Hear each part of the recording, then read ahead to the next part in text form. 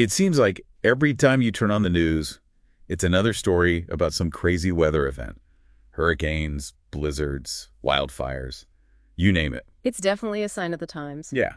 And, while these events are devastating for everyone, they bring unique challenges for all those fleets we rely on every day, like delivery trucks, emergency vehicles, all those vital services. Absolutely. So today we're going to deep dive into this company called Beechargedev. And they think they might just have a solution. Yeah, from what I've read, they certainly seem to think so. Yeah. Their marketing brochure really caught my eye, especially when you consider just how much we need reliable EV charging. Especially with all these crazy weather events. Exactly. It's only going to get worse, too. Right.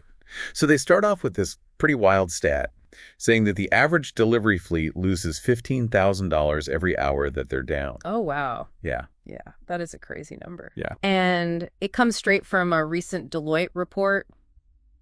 But I think even more interesting is like the ripple effect, Imagine a city hit by a hurricane, supply chains are disrupted, emergency services are struggling to even get fuel for their vehicles. Beecharge is really positioning themselves as the answer to a lot of these vulnerabilities. Okay, so what exactly is their big idea? How are they solving this? So they've developed these mobile off-grid charging units that they call bumblebees. Bumblebees. Bumblebees, yeah. Kind of a cute name for something that's supposed to, stand up to a hurricane. I know, right? It is kind of funny. But these things are seriously tough. Like, they can operate in extreme temperatures from -20 to 120 degrees Fahrenheit. Wow. Yeah, and they're powered by renewable propane, which means they're not stuck relying on the electric grid or diesel fuel, which, as we all know, can be super unreliable during emergencies. Yeah, especially if a hurricane knocks out the power. Exactly. Makes a lot of sense.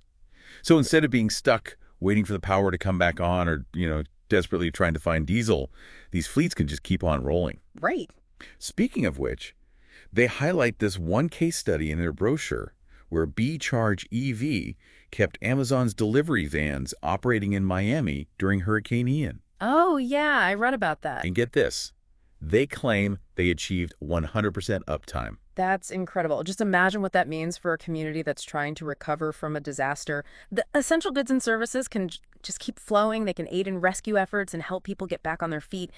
It goes way beyond just dollars and cents at that point. Totally. It's about resilience at that point. Exactly. And they have another case study, this one from Texas, during the winter storms back in 2023. Oh, right. They actually powered a whole municipal bus fleet. Yeah. So public transportation was able to keep running when so many people were relying on it. And I bet that saved the city a ton of money. Oh, yeah. They claim they saved the city $250,000 in diesel costs. Wow. That's amazing. It's a great example of how this technology can be used beyond just commercial fleets. Yeah. Like, think about the potential for schools, hospitals, even entire communities being able to maintain those critical functions during an emergency. Yeah, you're right. This could be huge. It could be. But here's what really blew my mind. Beechargedev is actually arguing that these mobile units aren't just for emergencies. Really? Yeah.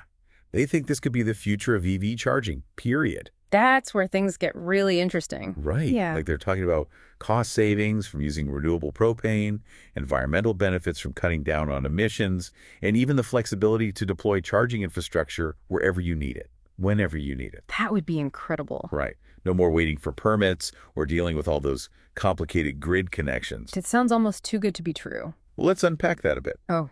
Okay, so they're claiming that using renewable propane can save fleets up to 60% compared to running diesel generators. 60%. Wow. That's a massive incentive, even if you're not dealing with a disaster. It is, and it totally aligns with this whole push for net zero emissions. Plus, imagine the possibilities for businesses that need to be really agile, like construction companies, event organizers, even food trucks. They could set up shop literally anywhere without even having to worry about whether there's electricity or not. Yeah, it would really open up a lot of options for people. Right. It's like the Swiss Army knife of EV charging. Yeah. Disaster preparedness, cost savings, environmental benefits, incredible flexibility. I started to see why they're so excited about this. They've put together a really compelling case, but now I'm kind of curious about the Bumblebee units themselves. Like, what's under the hood? How do they actually work? Let's get into it. They got a whole section in here dedicated to all the features. They seem really proud of this 100 kilowatt DC fast charging capability. They're saying you can charge an EV from 20% to 80% in just 30 minutes, even off-grid. 30 minutes. That's amazing. But how does that actually translate into the real world? Well, think about it. During an emergency, every minute counts, right? Being able to get emergency vehicles or delivery trucks back on the road that quickly could literally save lives. You're right. Speed and efficiency are super important in those situations. But what about when there isn't an emergency? How does that fast charging play into how they see these being used every day? That's a great question, and one we should definitely dig into. Let's get back to that after we take a quick look at some of the other features of this Bumblebee. So we were talking about that crazy fast charging, right? That getting an EV back on the road in just 30 minutes, even off the grid. I know, it's pretty wild. Like, it really makes you rethink everything about EV charging. But speed isn't the only thing they're boasting about. The brochure also mentions an AI-powered routing system. Oh yeah, that caught my eye too. So like, how does that even work? Are these bumblebees driving themselves around like little robot bees? Huh. Not quite, although that would be kind of awesome. But basically, the AI uses all this real-time data.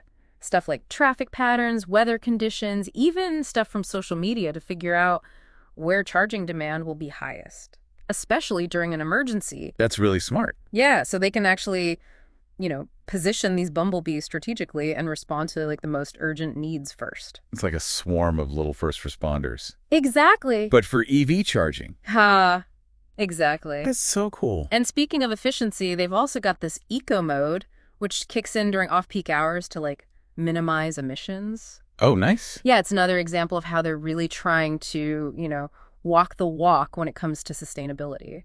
Okay, but renewable propane is still technically a fossil fuel, right? It is. So how does that really fit in with this whole net zero vision? That's a good point. And to be honest, I wish they addressed that more directly. Yeah. Because, while renewable propane is definitely cleaner than traditional diesel, it's still, not perfect. Right. I'm curious to see if maybe they'll start using other renewable energy sources like solar or wind power for their units in the future. That's interesting. I wonder if they've ever considered working with like microgrid providers, because that could create some really amazing self-sufficient charging ecosystems, Yeah. especially for like remote areas or communities that, want to completely ditch fossil fuels. That is a really cool idea. Imagine like a small town totally powered by solar panels and wind turbines, and they use these bumblebees to manage the flow of energy to their electric vehicles. Wow. It would be like a model for sustainable, resilient living. That would be incredible. Yeah. Okay, but for now, let's get back to like the practical stuff. The brochure mentions a few other features I wanted to touch on, like a 247 emergency hotline, the ability to like stack units together to charge multiple vehicles at once, and even like remote diagnostics with on-site repair guarantees.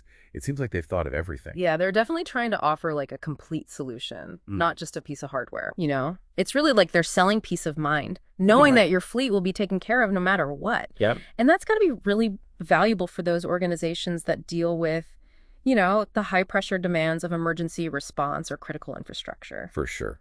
Speaking of which, the brochure lists some of the folks who are already using Beecharge EV. Disaster relief agencies like the Red Cross and FEMA, last mile delivery companies like Amazon and UPS, and even municipal services using them for things like buses and ambulances. Wow, that's a really interesting mix. It shows you just how versatile their solution is, which kind of raises another question.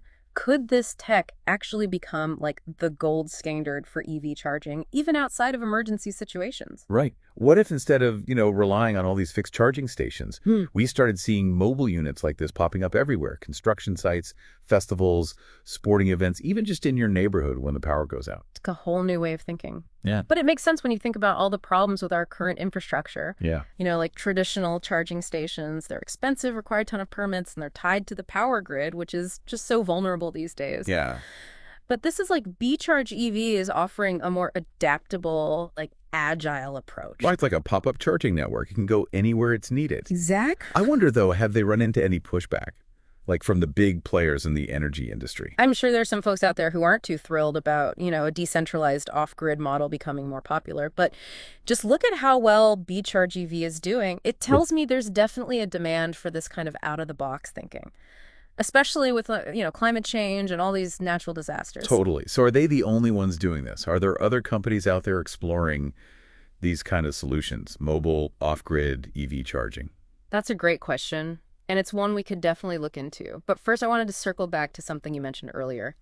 That idea of Beechargedev working with microgrid providers, that really got me thinking. Like, imagine if they could create. Entirely self-sufficient communities? Yeah. Like it's like something out of a sci-fi movie. Right. Think about it. A whole network of these microgrids powered by, renewable sources. Solar panels, wind turbines, maybe even geothermal. Wow. And these microgrids could provide totally reliable power to homes and businesses. And then the bumblebees would be like these mobile energy hubs, distributing that power to all the EVs wherever they need it. So it would be like its own tiny little energy ecosystem, like totally independent. Exactly. That's incredible. And it really fits with everything Beechargedev is all about.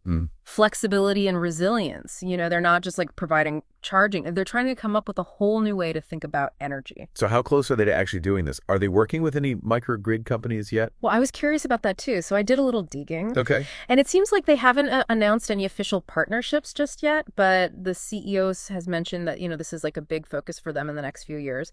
They see microgrids as, a really natural extension of what they're already doing. That makes sense. Yeah. It makes you wonder, though, like what other applications are they thinking about? Could we see bumblebees powering like a whole house during a blackout? Or even bringing electricity to, places that don't have access to the grid? The possibilities are really limitless at this point. It's like they've opened up this whole new world of energy innovation. Yeah, and it all started from this simple question, right? How do we keep fleets running during emergencies? Right, but they didn't stop there. Right. They kept pushing and asking, what if? Exactly. It's a good reminder that sometimes like the best solutions come from just focusing on one very specific problem. And then, with a little creativity and some good old-fashioned ingenuity, you can turn those solutions into something much bigger, something that could actually change the world. Totally. And Beechargedev's story definitely isn't over yet. Oh, yeah, they're just getting started. Right. They're going to keep getting better, refining their technology, exploring all these new applications. I can't wait to see what they come up with next. Me too. So what does all this mean for you listening at home? Why should you care about some company that makes mobile EV chargers? Well, on like a practical level, if you're part of an organization that relies on a fleet of vehicles, this is something that could save you a lot of money. And it's better for the environment.